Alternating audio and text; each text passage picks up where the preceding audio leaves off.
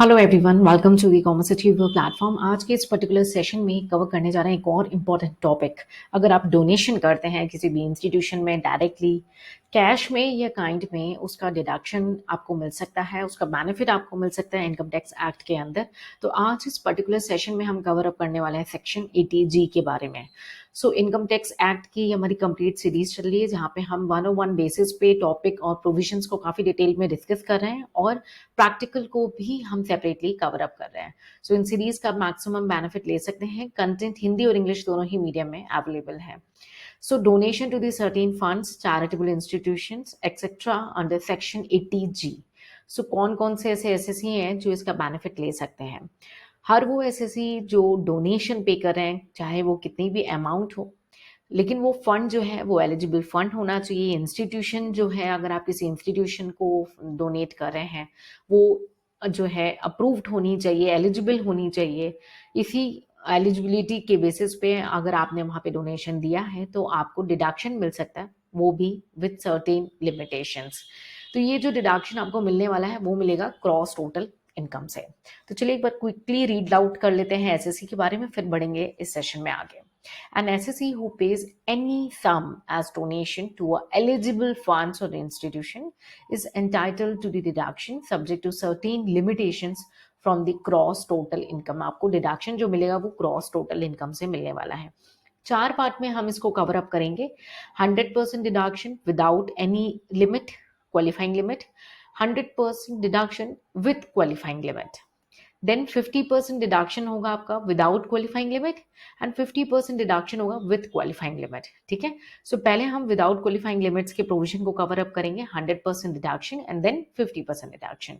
सो अगर आप कॉन्ट्रीब्यूट कर रहे हैं इन सब केसेस में, इन सब इंस्टीट्यूशंस को, इन सब स्कीम्स के अंदर, इन सब फंड्स के अंदर आपने जो भी अमाउंट डोनेट करी है उसका आपको 100% डिडक्शन मिल जाएगा इनकम टैक्स एक्ट के अंदर।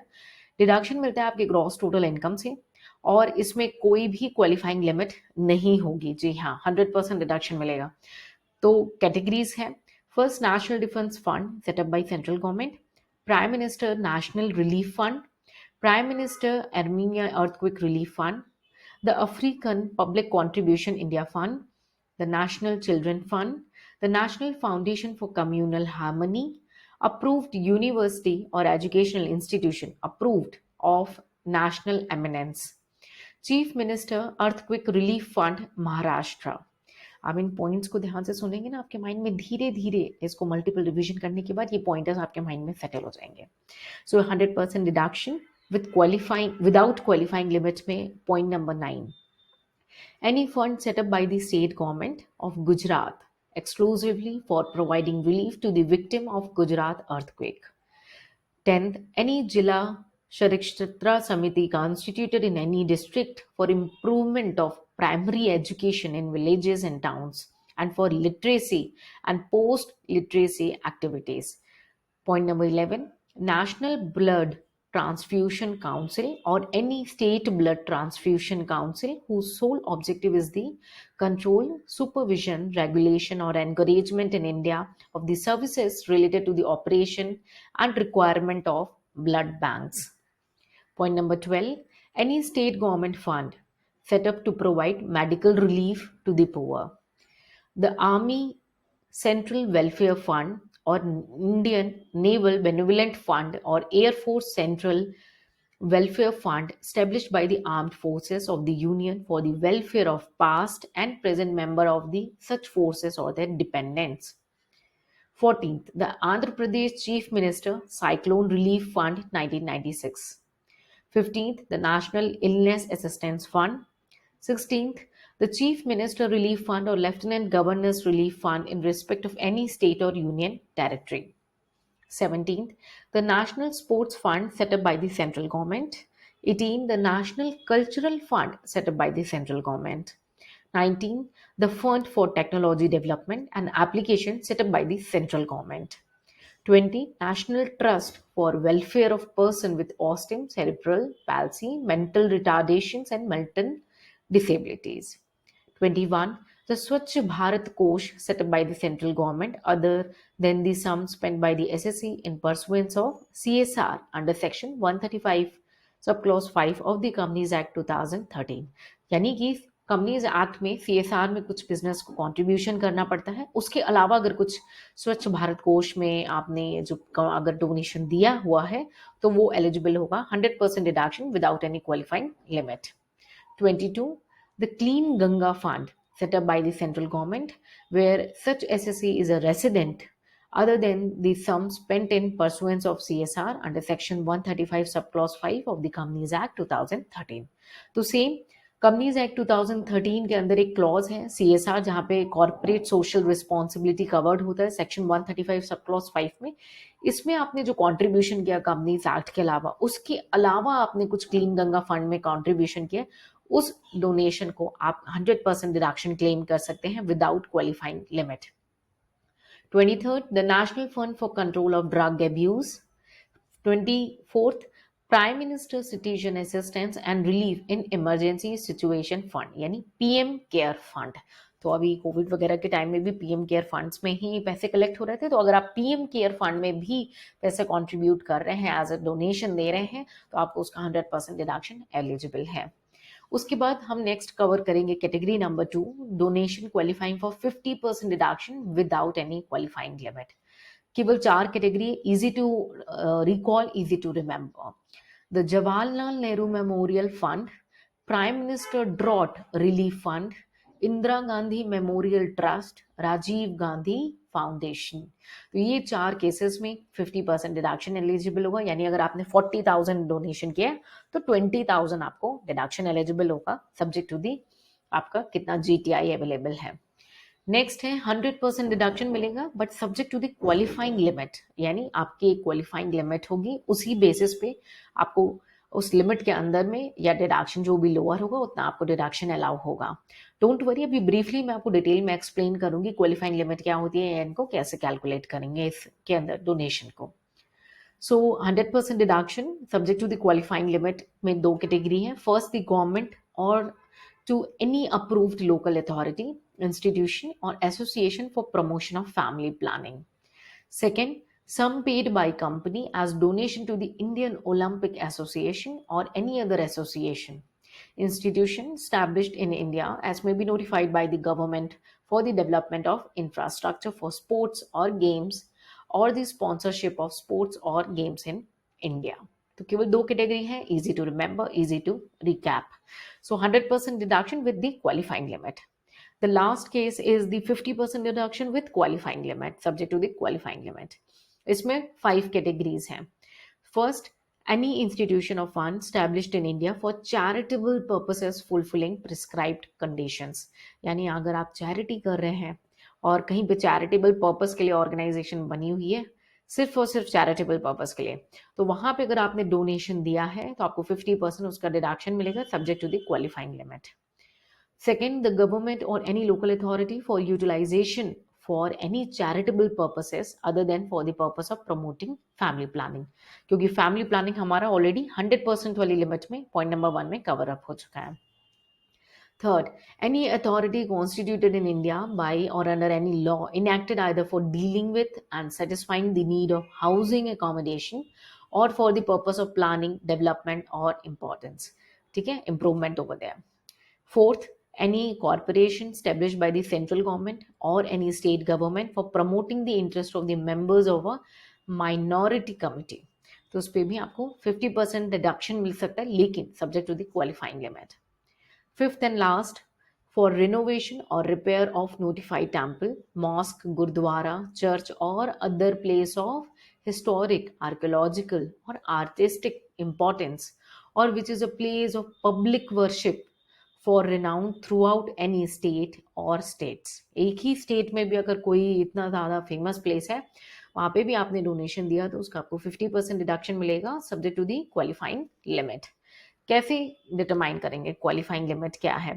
तो जो भी आपकी एलिजिबल डोनेशंस होगी, रिफर टू हमारा subject to the qualifying limit जो 100% है, जिसमें हमने 2 पॉइंट कवर अप किए, एंड देन फोर्थ में जहाँ पे 50% है विद क्वालिफाइंग लिमिट, जहाँ पे 5 केसेस देखे, ये एग्रीगेट हो जाएंगे, ठीक है। और इनका जो एग्रीगेट होगा, सपोज करिए 1,20,000 हो गया या 2 लाख हो गया या 50,000 भी हो गया, ठीक है, इनका total should be limited to the 10% of your gross total income. आपका जो भी एडजस्टेड ग्रॉस टोटल इनकम होगा वो 10% के बराबर होना चाहिए आपका टोटल डोनेशन। ठीक है, सो एडजस्टेड ग्रॉस टोटल इनकम क्या होता है फिर मैं ब्रीफली कनेक्ट करूंगी। ठीक है, और उसके बाद आपने जो भी 100% है या 50% डिडक्शन है उस हिसाब से आप डिडक्शन क्लेम कर सकते हैं। So qualifying limit, the eligible donation referred to in clause 3 and 4, that is 100% deduction or 50% deduction with qualifying limit respectively, should be aggregated. So these should be aggregated and the sum total should be limited to 10% of the adjusted gross total income. So it's an adjusted gross total income, not directly the gross total income. This would be the maximum permissible limit. ठीक है, तो आपका 10% या donation का amount जो भी lower होगा वो मैक्सिमम लिमिट आपको डोनेशन की अलाउड होने वाली है। The donation qualifying for 100% deduction would be first adjusted for the maximum permissible deduction and thereafter the 50% deduction of the balance will be allowed. तो लिमिट के अकॉर्डिंग भी पहले हम 100% वाले डोनेशन को एडजस्ट करते हैं, फिर हम 50% वाले डोनेशन को एडजस्ट करते हैं। अब कैसे कैलकुलेट करेंगे आप क्वालिफाइंग अमाउंट को? तो हमने कुछ यहाँ पे स्टेप्स ब्रॉडली आपको शेयर किए हुए हैं। पहला है आपको एडजस्टेड टोटल इनकम कंप्यूट करनी होगी। कैसे कंप्यूट होगी? आपने ग्रॉस टोटल इनकम आपकी निकल गई, उसको आपको माइनस करना है यानी रिड्यूस करना है किसे? Deduction under chapter 6A other than 80G, यानी कि आपको 80C मिल रहा है, may be 80G sorry 80D मिल रहा है, 80T मिल रहा है, वो सारे डिडक्शंस को माइनस करना है, लेकिन 80G का कुछ भी माइनस नहीं करना है। सो GTI आपने जो कैलकुलेट किया उससे आप माइनस करेंगे other deduction under chapter 6A other than 80G। ठीक है, शॉर्ट टर्म कैपिटल गेन जो टैक्सेबल है अंडर सेक्शन 111 है उसे माइनस करेंगे। Long term capital gain taxable under section 112 and 112 है उसे माइनस करेंगे। क्यों करते हैं इसे माइनस? इसलिए क्योंकि इनके लिए एक सेपरेट टैक्स रेट गिवन है। ठीक है, उसके बाद कोई भी ऐसी इनकम जो जिसपे इनकम टैक्स ना पेबल हो यानी एग्जेम्प्टेड इनकम जो है उसे भी माइनस कर लेंगे क्योंकि इस पर टैक्स लगता नहीं है। अब टैक्स नहीं लगता तो डिडक्शन का बेनिफिट क्यों दिया जाए भाई उन्हें, है ना? विन विन सिचुएशन है, ऐसा पॉसिबल नहीं। इनकम टैक्स डिपार्टमेंट बहुत स्मार्ट है। सो वो अमाउंट पे हटा देंगे। तो GTI से आपने हटाना है पहला सारे deduction other than 80G। Second, आपने long term and short term capital gain हटाने हैं to the respective sections. And third, आपने हटाना है आपकी कोई भी ऐसी इनकम जो कि इनकम टैक्स जिस पे पेबल ना हो। तो आपकी जो बैलेंस इनकम आ गई वो क्या हो गई? ग्रॉस टोटल इनकम आपकी एडजस्ट हो गई और अब बन गई एडजस्टेड टोटल इनकम। अब इसका आप 10% कैलकुलेट कर लेंगे तो आपकी लिमिट आ गई 10% की। फिर उसके बाद आप स्टेप 3 पे कैलकुलेट करेंगे एक्चुअल डोनेशन अमाउंट। ठीक है, जो कि आपकी क्वालिफाइंग लिमिट की होगी, यानी जो भी आपकी कैटेगरी 3 और 4 में आ रही है ना, उसका टोटल आप जो है, क्योंकि यही दोनों कैटेगरी आपकी सब्जेक्ट टू क्वालिफाइंग लिमिट है, बाकी दोनों में तो आपको 100% और 50% पूरा पूरा मिल जाएगा।